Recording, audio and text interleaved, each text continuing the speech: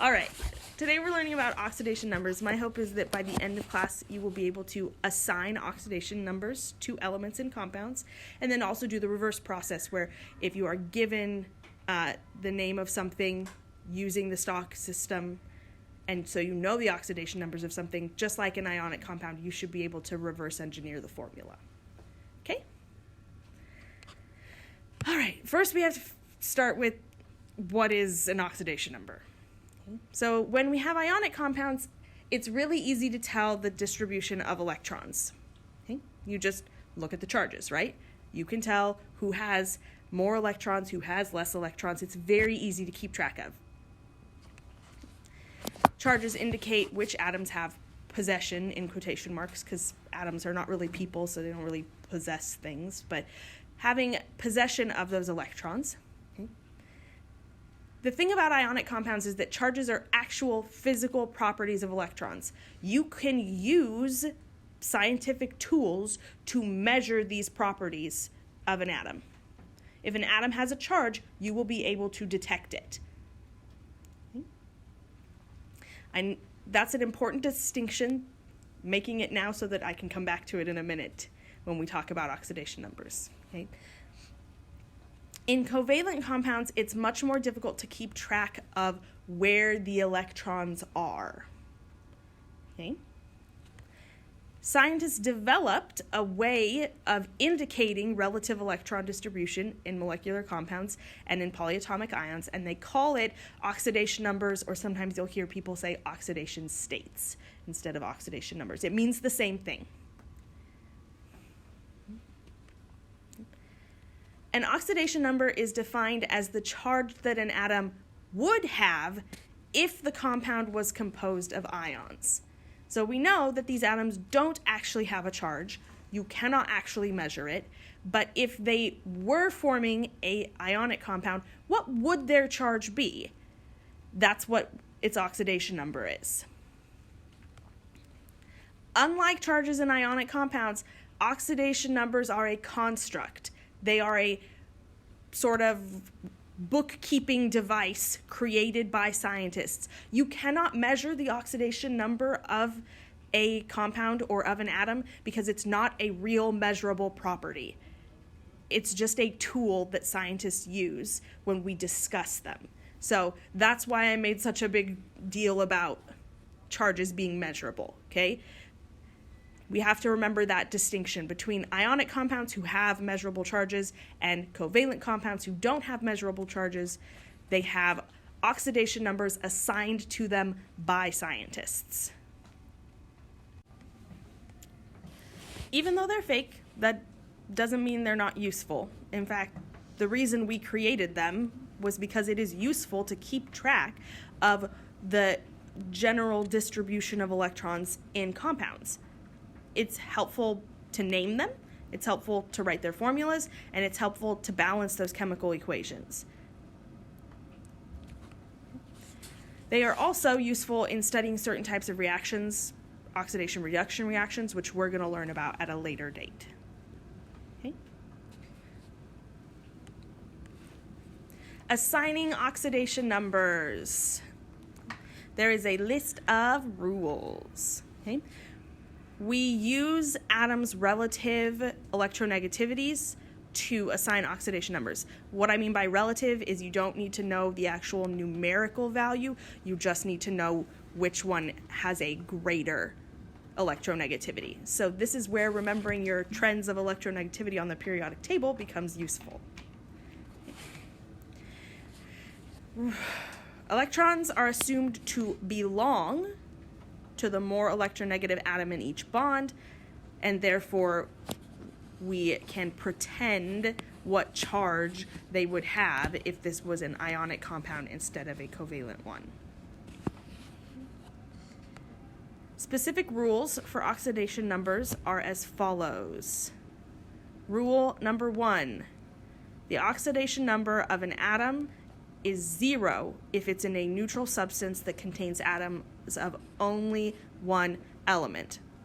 So, for example, if you have an O2 molecule or an O3 molecule or a P4 or an S8, because there's only one atom in there, only oxygen or phosphorus or sulfur, then that is 0. They have an oxidation number of 0.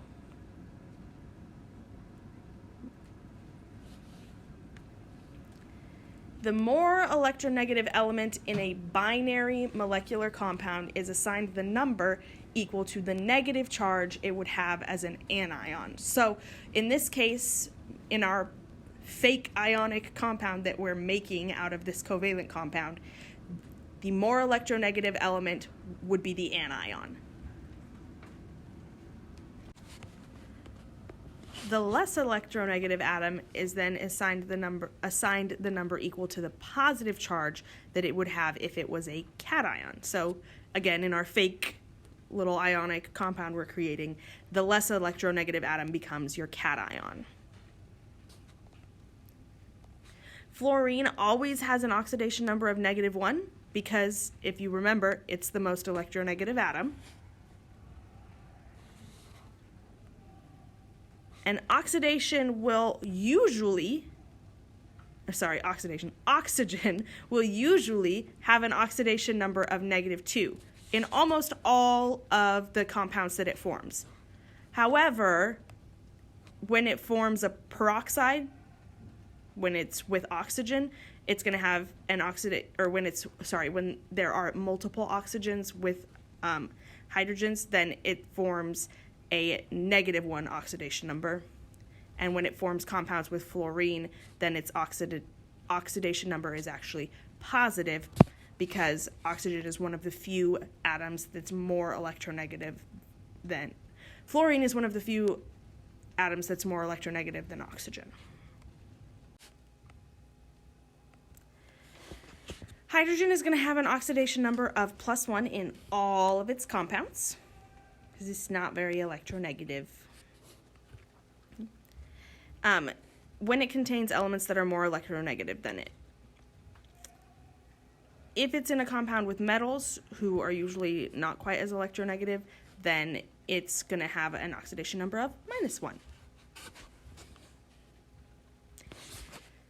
Now we get to the fun part that allows us to use this as a naming device, which is that the algebraic sum of the oxidation numbers of all the atoms in a neutral compound is going to be equal to 0.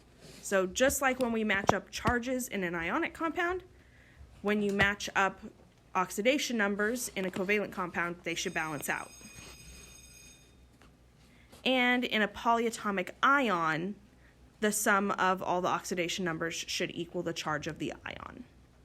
So remember that polyatomic ions have a charge, but they are covalently bonded, so they will have oxidation numbers, not charges.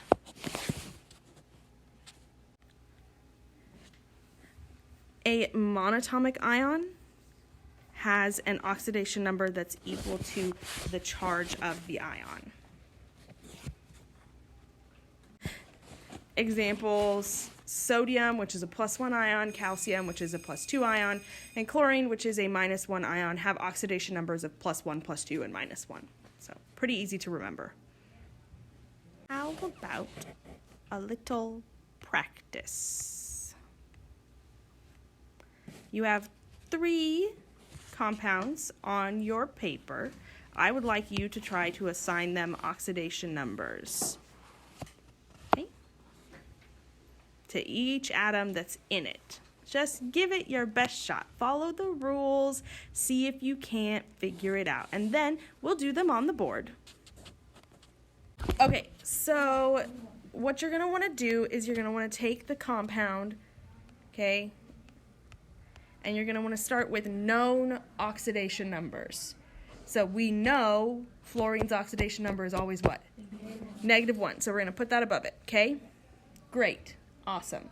Now, multiply that by the subscript to find out the total charge of fluorine atoms here, which would be -4, right?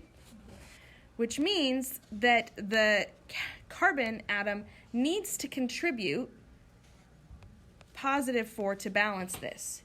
And since there is only one, it must have an oxidation number of 4, +4. So then these are your oxidation numbers. So can the oxidation number of C of carbon be different for a different one if it doesn't have fluorine with it? Could be. So the answer is -4 -4? for carbon, the answer is +4 for carbon, -1 for fluorine. Because you're supposed to assign each of them a oxidation number.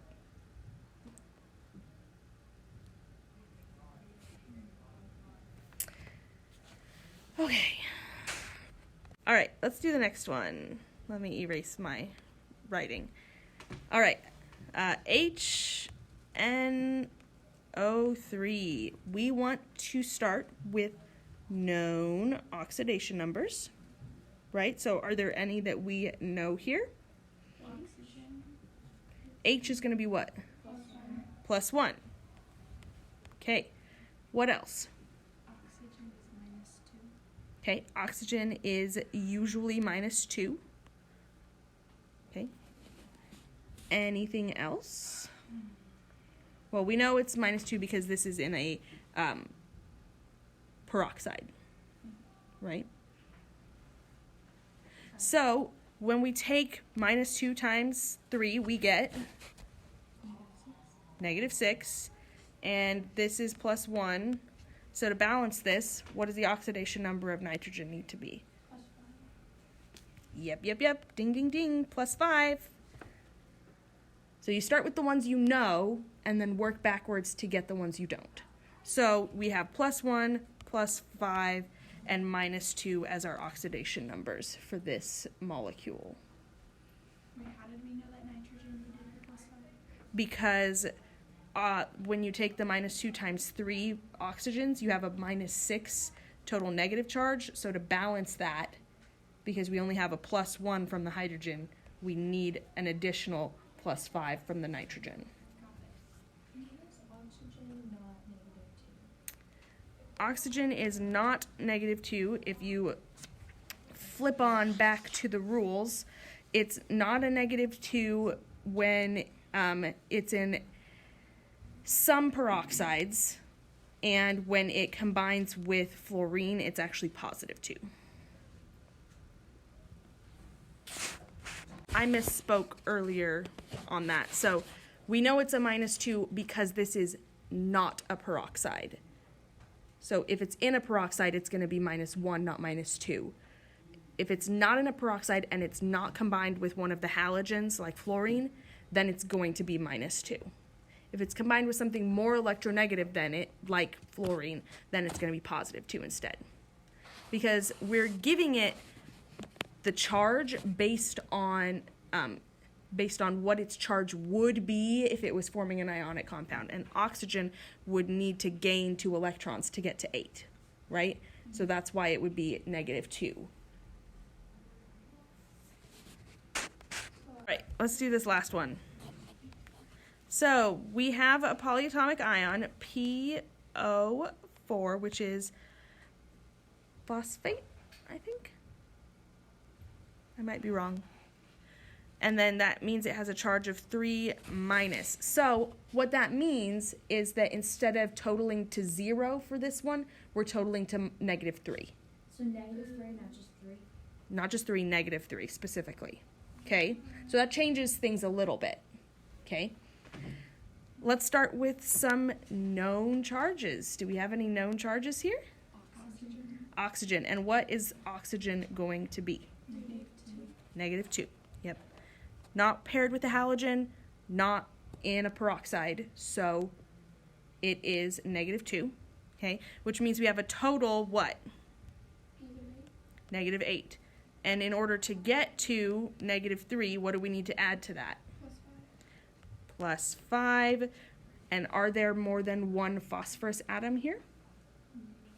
No, there are not, which means phosphorus is going to have that lovely +5 oxidation number on it. So there's your oxidation numbers. Boop, boop. Let's try a few more.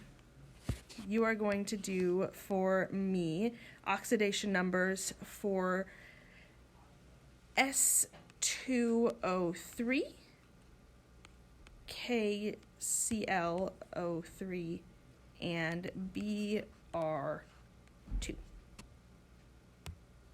Okay, so in S2O3, do we have any known oxidation numbers?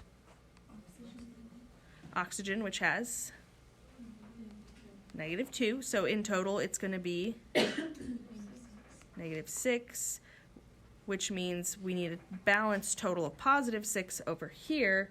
So what is going to be the oxidation state on this atom? +3, because there's 2 of them. So +3 times 2 would yield +6.